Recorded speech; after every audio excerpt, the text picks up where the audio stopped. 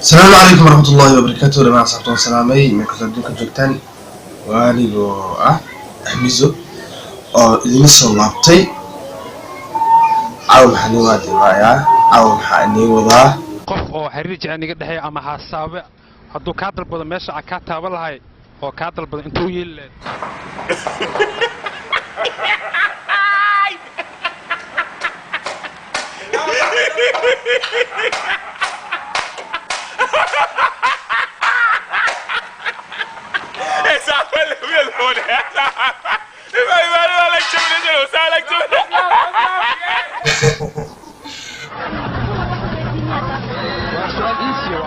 soo ogaaday oo la sameeyay daraasado badan way waalagtaa taas aniga dumar ah inaad meesha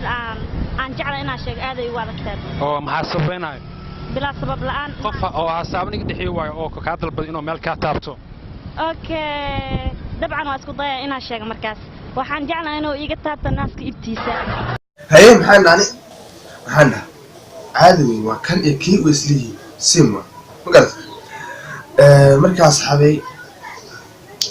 mid kalena waan maarta waan yahay kaas waa ka soo nafsiisa waa isku meel joogan gabdho Soomaali ma bas faray ka baxeen gabdho Soomaali faray ka baxeen sidii maarta katirina kayf wala ay soo qabsanaysaa xalay katirina kayf wala markaas oo soo gabo waa kan عبود وين ما قشين والله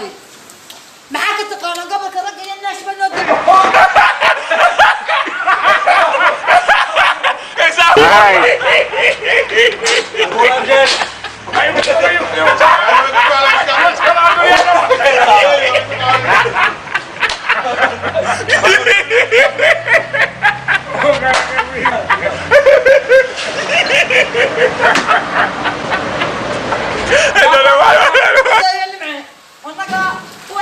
كثيرة كيفك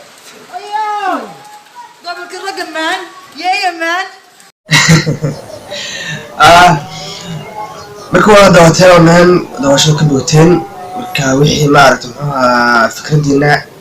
comment la wareegi kartaan asxaabay ya asxaabay waa joognaa waani ag muuqda marka indii kuna ma aragtay maxaa yaa muuqda waxay tusaan waxa soo ya هذا السلام عليكم ورحمة الله وبركاته. سنقول لكم يا نقعد قرنا سلام من سنة جرين أحميزو ومركز. السلام عليكم ورحمة الله وبركاته.